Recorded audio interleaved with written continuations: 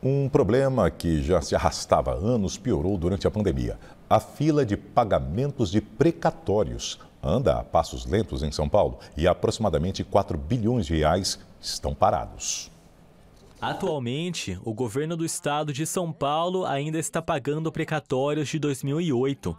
Já a prefeitura da capital paulista, de 2006. Nós podemos definir os precatórios como sendo a materialização do reconhecimento do poder público da existência de uma dívida perante um credor, pessoa física ou jurídica. As discussões judiciais duram no mínimo 10 anos e os pagamentos variam de 60 salários mínimos até R$1 bilhão. A maioria foi determinada por causa de processos relacionados a reajustes salariais, incorporações de bônus, indenizações por desapropriações ou ajustes em aposentadorias. Nesse último caso, os credores são pessoas mais velhas, que acabam falecendo antes mesmo de receber o precatório. Os herdeiros têm que se habilitar no processo, tem que falar, olha, infelizmente o crédito que era do meu pai, da minha mãe, do meu avô, enfim, do credor original, por força do falecimento, nós estamos aqui, somos os herdeiros, apresenta ali o formal de partilha, apresentam os documentos hábeis a demonstrar que são herdeiros de fato e acabam ficando como novos titulares daquele direito ao recebimento. Outra opção é tentar antecipar o recebimento de uma parcela dessa quantia por meio de negociações com instituições financeiras. Se chega no meio termo, o fundo de investimento, ou o banco, ou o investidor, ele fala, olha, eu tenho, na linha do tempo, isso daqui vale tanto, eu tenho um custo do dinheiro nessa linha do tempo, então eu aceito pagar para você esse percentual desse valor, ou seja, sei lá, 50% desse valor.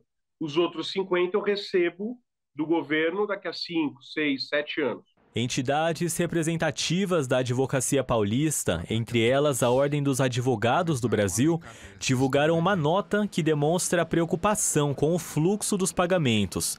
Segundo especialistas, é preciso que o poder público evite novas ações judiciais e diminua os custos da máquina pública, sem prejuízo a setores essenciais como saúde e educação, de forma a alocar mais recursos para os precatórios. Eu entendo que o governo ele precisa ter uma administração voltada a não furos de teto de gastos e também reduções drásticas de despesas e custos. Que a sobra orçamentária permita, dentro de um planejamento, ir colocando a situação em dia, até o momento em que as pontas se encontrem e que todos os precatórios orçamentados para determinado ano sejam realmente pagos naquele ano esperado.